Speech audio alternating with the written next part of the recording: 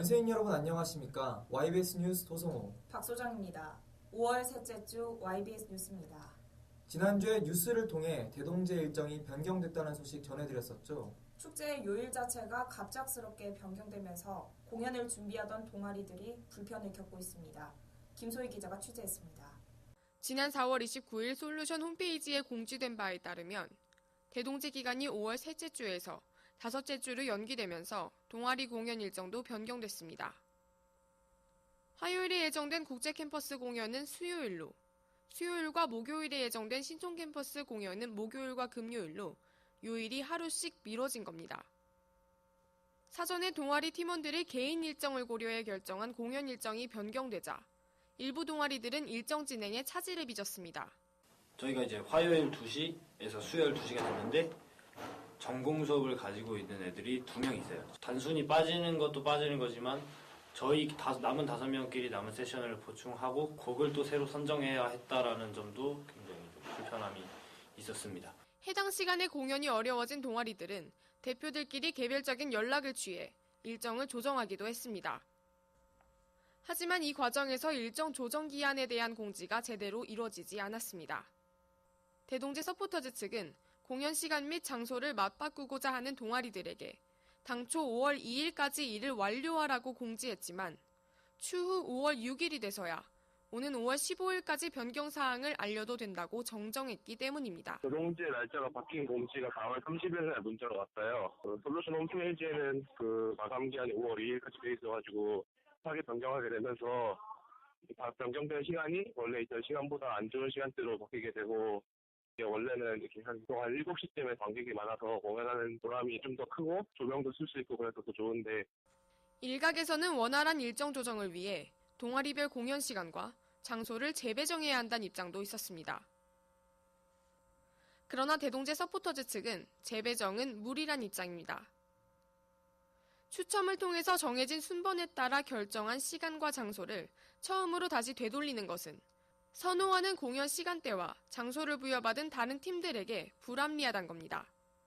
그리고 그 예정대로 진행한 것에 대해서 어떤 팀은 재추첨을 해야 된다라고 하고 어떤 팀은 재추첨을 안 해야 된다라고 할 때 저희 서포터즈로서는 미리 추첨을 한 결과가 가장 정당성 있게 추첨을 한 결과가 아닌가. 대동제 공연이 1년 중 큰 행사인 동아리들이 많은 만큼 일정 변경이 가져온 불편함은 민감한 사안으로 보입니다.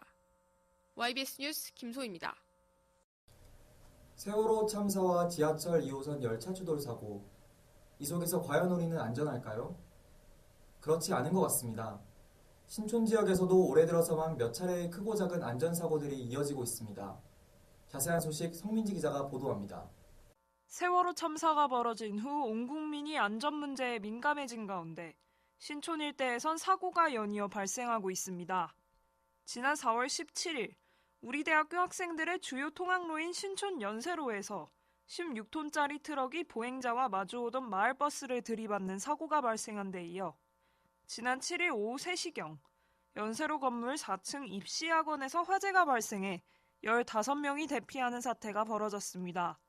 소방당국에 따르면 학원 베란다 쓰레기에 담뱃불이 떨어져 화재가 발생한 것으로 추정되며 인명피해는 없었지만 20만 원의 재산 피해가 발생했습니다. 뿐만 아니라 지난 8일 오후 5시 13분에도 우리 대학교 GS칼텍스 산학협력관 408호에서 화재 사고가 일어났습니다. 신고를 받고 소방차와 경찰까지 출동했으나 다행히 불은 몇 분 만에 진압됐습니다. 정확한 화재 원인은 아직 조사 중이며 스프링쿨러가 작동해 기계에 물이 들어간 것을 제외하면 별다른 피해가 없었던 것으로 드러났습니다. 지난 3월 12일에도 동일한 건물에서 화재 사고가 발생해 건물 안에 있던 학생과 학교 관계자 등 10여 명이 대피하고 대학원생 조모 씨가 연기를 마셔 인근 병원에서 치료를 받은 바 있습니다.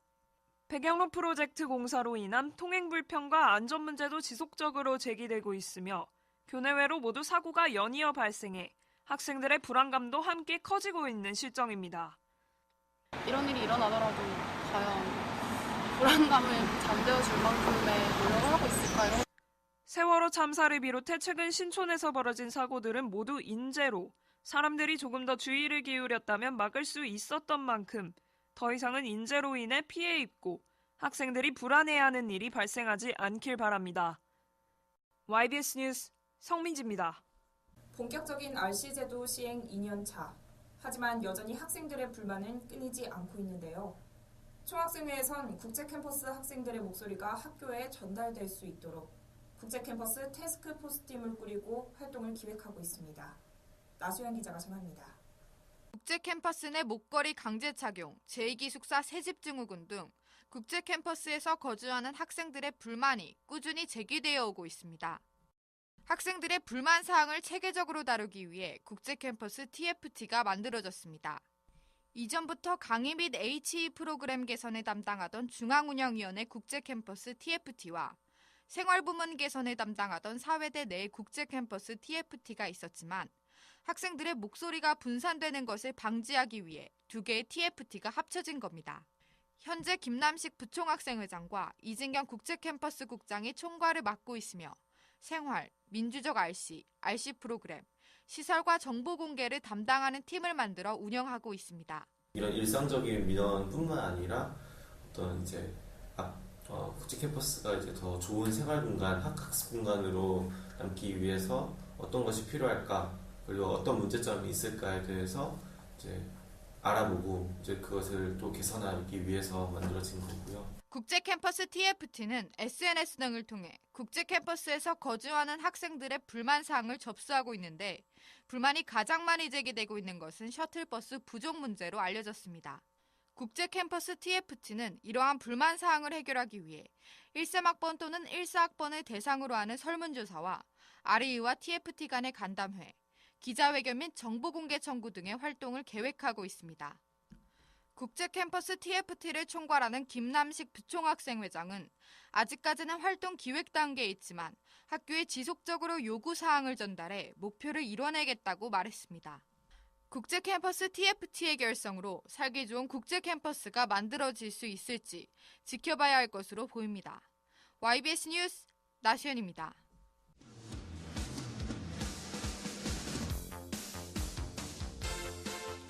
2014학년도 학예 계절학기 수강 신청이 오는 20일부터 22일에 걸쳐 오전 8시부터 오후 5시까지 우리 대학교 학사 포탈에서 실시됩니다. 학예 계절학기 수업은 다음 달 30일부터 7월 18일까지 진행되며 개설 과목 및 강의 시간표는 학교 홈페이지를 통해 확인할 수 있습니다. 계절학기 수강 등록을 완료한 이후엔 수강 변경, 수강 철회 및 등록 취소를 허용하지 않는 것을 원칙으로 하며 직전 학기 이수 과목의 계절학기 재수강은 불가능합니다. 기타 자세한 사항은 교무처 학사지원팀 전화 2123-2097로 문의하면 됩니다.